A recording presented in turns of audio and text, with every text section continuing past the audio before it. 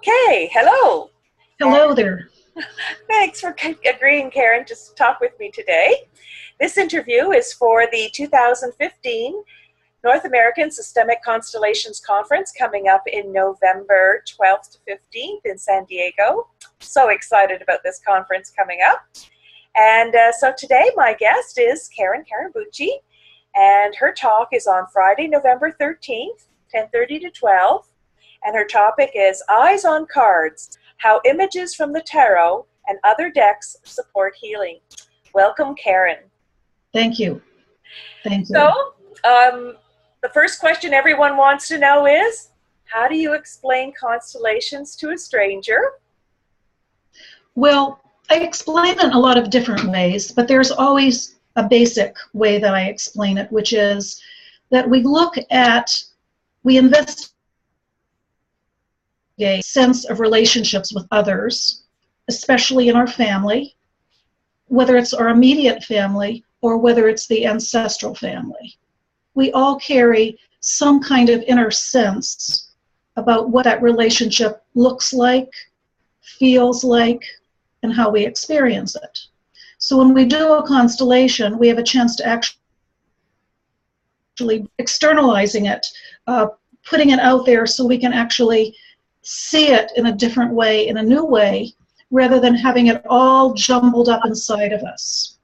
And then, better yet, we can work with that image with the help of a constellation facilitator, sometimes by ourselves if we're familiar with the constellation approach, and we can begin to change and alter and modify that image to something that feels more whole, more complete, more useful in our lives.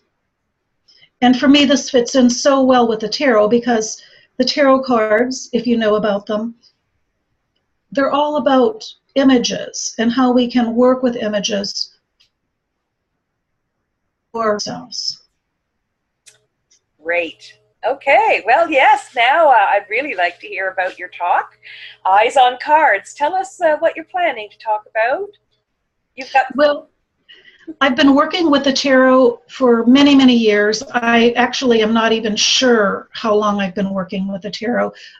It predated me becoming a constellator. It predated me working with psychodrama, which is my other love. It predated even being a therapist. So the cards have been around for a very long time. And I have integrated them into the work that I do on a number of levels. And I also teach a tarot class here in Racine, Wisconsin as well. And I'm writing a book on the tarot and how I use it. For the conference, for the Constellations Conference itself, I'm going to be showing and telling how I use the cards in a number of ways, particularly in warming up the group or warming up an individual if I'm working with an individual. The images, we all agree the images are really, really powerful. And so I not always, because I have many, many ways to meet the group and get the group acquainted and get the group warmed up. But one of the things that I have done many times successfully is I take a deck of cards. It could be a tarot deck. It could be an oracle deck, which are becoming very, very popular now. Or some other kind of cards. I've even used really pictures from greeting cards sometimes that I think are especially beautiful and evocative. And we use those images to start stimulating thoughts about what we may want in the session. So it helps many times to clarify our intentions and to focus on what we'd like to get out of.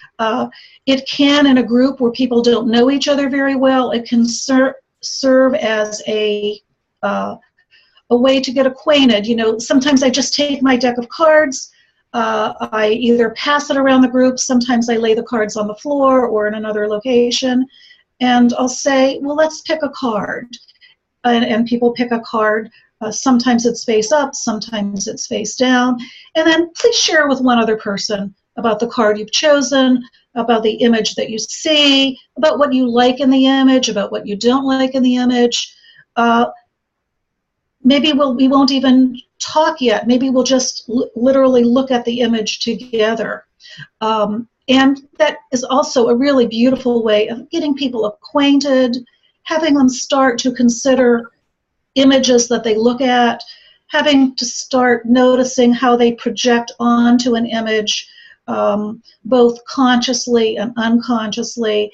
And I think that really can get people in the mood for this idea of setting up an image and starting to look at the way images can not only be seen, but also be transformed. Very interesting. That's a great idea. Yes, I love it as an opener. Wow. So you have some cards with you now, I understand. You were thinking of perhaps pulling one? I do, and they're actually right here. And I do want to say, when we are looking at the cards, and I know that some people watching this video may be very familiar with the cards and some people not so familiar. I do want to say that the cards, these cards, and I'm using right now the deck that is known as the Waite Rider deck, sometimes known as the Waite Rider Smith deck. This is one of the most beloved, most traditional decks that there is. It's the one that I use to teach when I am teaching the tarot, although there are many. I have another one here on the other side of my desk. These are actually the ancestors of our modern playing cards. So this also, to me, fits in very well with this idea of ancestors and respecting and honoring the ancestors. For instance, right now we're looking at a pentacle. I think that can be seen easily. And the pentacle is relating to divine feminine, relating to nature, Mother Nature, what is of value.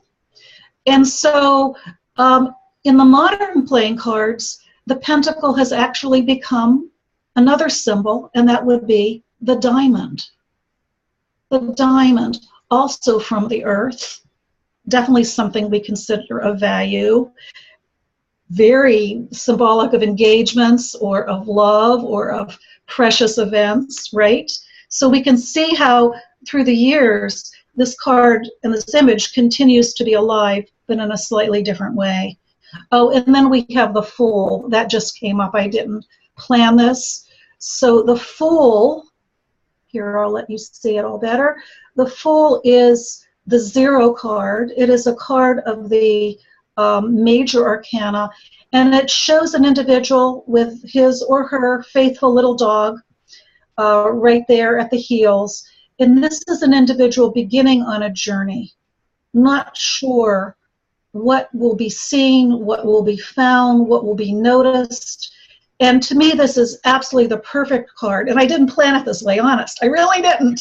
This is how the tarot works. It's how the tarot works. This is the person who is beginning the search. And literally, as you can see, taking a leap off the cliff. We see the wand that the Fool is carrying, and then we see a little tiny suitcase or bag at the end of the wand, and that's the background. That is what is in the back. That is the history. And interestingly enough, it is in the back, just as we experience the placement of the ancestors in constellation. So there's a sense of leaping off into the unknown. And that is really how I do see constellations, that we have our history, we have our story, we have all kinds of ideas about what's happened in our lives. Maybe we've been telling the story again and again and again and again, literally for years and years. But then when we enter the constellation process, we are actually stepping off into the unknown, and we're willing to be surprised by seeing something new or finding something new, something that we have never seen before, something we've never considered before, something that we don't even know consciously. And to me, this is why constellations are so very valuable. I mean, certainly there's other modalities and approaches that are also very valuable. But constellations for me adds a special piece that says, let's go into the unknown. Let's find out what you don't know. So we're not just reworking what we already know again and again, or talking about the same event or the same story again and again, but really are giving ourselves permission to find this new place of being. And of course, in constellations, it literally is a new place. And in the very best of circumstances, it's a healthier place. It's a more complete place. And that to me is, so important. So again, the tarot shows us a pictorial journey from being the beginner, the seeker, the fool because the fool's kind of dumb. The fool doesn't know anything. And that's, in a way, how we want to think about constellations too. I trained with Heinz Stark from Germany, very lucky to have that opportunity to train with him, as well as many other great trainers. And I would ask him, how do you know stuff? When you're in the field, how do you know? I was so interested. How do you know? And he says, I just act like I'm stupid. And I let the field inform me, and I think that is such a good stance for a constellation facilitator, which is to be open to the field, be open to being surprised, be open to whatever wants to show up, even if it's something that you never dreamed of and never thought of. Yes, fabulous. That was so cool. Do you ask clients, perhaps when you do one-on-one, if they're interested in that as a tool to open up an individual? Yes and no. Me and come to work with me know that I am an alternative practitioner and know that I am not going to be your traditional talk therapist. And I certainly, on my website, in the way that I promote myself, in the way that I do presentations, people do get very quickly that I am offering some very, very unusual ways to grow, to heal, to learn, to gain spiritual awareness. I do have to be watchful that some people believe in some of those old myths, those unfortunate myths about the tarot. There's a lot of misinformation about the tarot, that it is somehow devilish or somehow not very Christian, which I often have to correct. The fact is there's many symbols. It's a multicultural, literally book of images that come from all cultures. And indeed, there are many images that relate to Christianity, as well as paganism, as well as the East, and so forth and so forth and so forth. So I try to tune into the client first and I do this with constellations as well. I try to tune into the client first to find out how far they want to go, how far they want to stretch, what feels right for them to investigate, and what feels like a little bit too much. If for any reason, of course, they have a certain belief about the tarot and a belief that it is going to be not helpful or harmful, I certainly do not use it. And that's when I might use another card deck, oracle cards. There are many, many beautiful decks. Or, as I said, literally greeting cards, because it's the images that are actually universal. We can look at, I don't have her immediately available on my deck, we can look at the Empress, which is the Great Mother, the mother of Persephone, and she went to literally the ends of the earth to rescue her child. Or we can take a picture of the Madonna and baby Jesus. It's really the same thing, in a way. Love of mother for child. This has been so interesting, Karen. Thank you so much for your time. I really appreciate it. It's good food for thought. as we look upon going to the conference. So again, Karen's talk is Friday the 13th, 10:30 to 12. Eyes on Cards, How Images from the Tarot and Other Decks Support Healing. Karen Carnabucci. I hope I pronounced your name right there. So thank you so much, and we'll talk again soon. Thank you. I did not realize it was Friday the 13th. How interesting. Yes. If I got my dates right, yes. All right, Karen, thanks again. You're welcome. Take care.